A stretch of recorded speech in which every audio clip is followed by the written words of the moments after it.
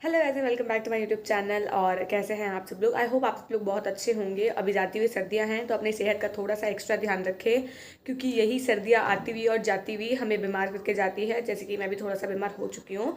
लेकिन मेरे लास्ट वाले वीडियो पे एक कॉमेंट आया था कि अगर हमें राजस्थान में बीएससी नर्सिंग करनी हो, हमें आरयूएचएस के थ्रू एक गवर्नमेंट या फिर प्राइवेट कॉलेज चाहिए, तो हम लोग वहाँ तक कैसे पहुँच सकते हैं। तो मैं वही सारी इन्फॉर्मेशन आज इस वीडियो में देने वाली हूँ कि कब फॉर्म निकलते हैं, कैसे आपको एग्ज़ाम देना है, कैसे अटेम्प्ट करना है, कितने मार्क्स का है, वही सब। तो बिना किसी देरी के वीडियो को स्टार्ट करते हैं। सबसे पहले मैं आपको ये बताती हूँ कि फॉर्म कब निकलता है।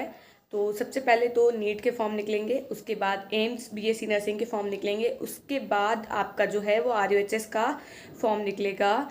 और लगभग मार्च के एंडिंग में या फिर अप्रैल तक इसका फॉर्म आ जाता है। 1 महीने तक का आपको टाइम ड्यूरेशन दिया जाता है फॉर्म फिल करने का। और उसके बाद जो है आपको 1 डेढ़ महीने का टाइम भी दिया जाता है, 45 दिन का समथिंग टाइम दिया जाता है आपको प्रिपरेशन करने के लिए। उसके बाद आपका एग्ज़ाम लगता है। जो एग्ज़ाम लगता है वो जयपुर में लगता है और बाकी कोई सेंटर नहीं है, सिर्फ एक जगह ही लगता है और वो जयपुर में एग्ज़ाम लगता है। और लगभग 80,000 से 1 लाख तक के करीबन मतलब बच्चे फॉर्म फिल कर देते हैं और इतने ही बच्चे एग्ज़ाम दे भी देते हैं। तो आपका जो कंपटीशन है वो लगभग 1 लाख बच्चों के बीच का होगा, जो कि राजस्थान के आरयूएचएस के लिए एग्ज़ाम के लिए फ़ाइट कर रहे होंगे। और अभी मैं आपको बताती हूँ कि पेपर कितने मार्क्स का आता है। जो पेपर आता है वो आपके 100 मार्क्स का होता है। 30 मार्क्स की बायोलॉजी होती है, 33 मार्क्स की, और 34 मार्क्स की बायोलॉजी होती है। सॉरी, 34 मार्क्स की बायोलॉजी होती है। और उसके बाद जो आपकी केमिस्ट्री है वो 33 मार्क्स की होती है और 33 मार्क्स की आपकी जो फिज़िक्स है वो रहती है। आपका वो आपका जुलाई समथिंग में लगता है। मतलब जब फॉर्म आते हैं उसके बाद आपको 1 महीने का टाइम मिलता है फिल करने के लिए। और उसके 45 दिन बाद, जब फॉर्म डेट ख़त्म हो जाती है उसके 45 दिन बाद आपका ये एग्ज़ाम की डेट आ जाती है। और लगभग जुलाई में ही एग्ज़ाम की डेट आती है। एग्ज़ाम की डेट आने के बाद का जो प्रोसेस है वो काफ़ी लंबा हो जाता है। काउंसलिंग वगैरह में और कॉलेज मिलने में आपको लगभग 6 महीने लग जाते हैं, 5 से 6 महीने। और आपको जब तक कॉलेज मिलता है तो आपकी जनवरी तो आ ही जाती है। जैसे कि अभी हम लोग कॉलेज में आए हैं तो जनवरी तो आ ही गई है।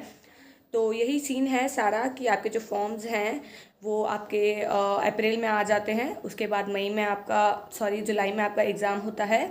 100 नंबर का पेपर होता है। और मार्क्स कैसे हैं वो मैंने आपको बता दिए हैं। जो पेपर का लेवल है वो इतना ज़्यादा हार्ड नहीं होता है, नॉर्मल लेवल होता है। इतना भी नहीं है कि बहुत ज़्यादा इजी होता है, बहुत ज़्यादा हार्ड होता है। जो नॉर्मल लेवल होता है, ऐसा भी नहीं है कि आप बिना पढ़े एग्ज़ाम दे सकते हैं। जब आप फॉर्म फिल कर लें उसके बाद आप लोग एकदम ऐसे रेडी हो जाए कि हाँ ठीक है अब एग्ज़ाम देना है और एक अच्छा सा कॉलेज हमको लेना है। तो यही सब है। उसके बाद एग्ज़ाम हो जाता है। उसके बाद आपको वेट करना है, आपके काउंसलिंग का प्रोसेस होता है। जो 80+ मार्क्स वाले बच्चे हैं उन्हें गवर्नमेंट कॉलेज मिल जाता है आरयूएचएस के थ्रू, और जो 60+ वाले हैं उन्हें प्राइवेट कॉलेज मिल जाता है। एसटी एससी वालों को 50+ के बाद से भी मिल जाता है। और यही सब था। और जो 12th के मार्क्स मैटर करते हैं वो 55 to 60 मैटर करते हैं। मतलब 60% तो आपका होना ही चाहिए और आपके पास 12th में फिज़िक्स, केमिस्ट्री और बायोलॉजी और जो एडिशनल सब्जेक्ट होता है वो होना चाहिए। और अब एस टी एस सी वालों के लिए 12th के मार्क्स ऐसा कुछ अलग नहीं है। 55 उनका है तो जनरल वालों का 60 है। पर अप्रॉक्स 60 मान के चलो S T S C general OBC सबके लिए, कि आपको 60 नंबर तो 12th में लेके आने हैं, 60% आपको लेके आने हैं बायोलॉजी, केमिस्ट्री और फिज़िक्स को मिला के। उसके बाद और जो सिलेबस की अगर मैं बात करूँ तो सिलेबस इसमें सिर्फ 12th का रहता है। एम्स में जैसे कि 12th और 11th का दोनों आता है, लेकिन यहाँ पे दोनों नहीं आता है। यहाँ पे सिर्फ 12th का ही सिलेबस आता है। तो ज़्यादा बर्डन भी नहीं है आप लोगों के पास कि हमको ज़्यादा पढ़ना पड़ेगा। आप जस्ट 12th का अपना एग्ज़ाम दीजिए फैब के अंदर और मार्च से अपनी प्रिपरेशन स्टार्ट कर दीजिए। जब फॉर्म आते हैं तो फॉर्म फिल कर लीजिए और उसके बाद एकदम डट के मेहनत कीजिए तो आप ये एग्ज़ाम क्लियर कर सकते हैं। और उसके बाद आप एक अच्छा सा गवर्नमेंट कॉलेज भी ले सकते हैं।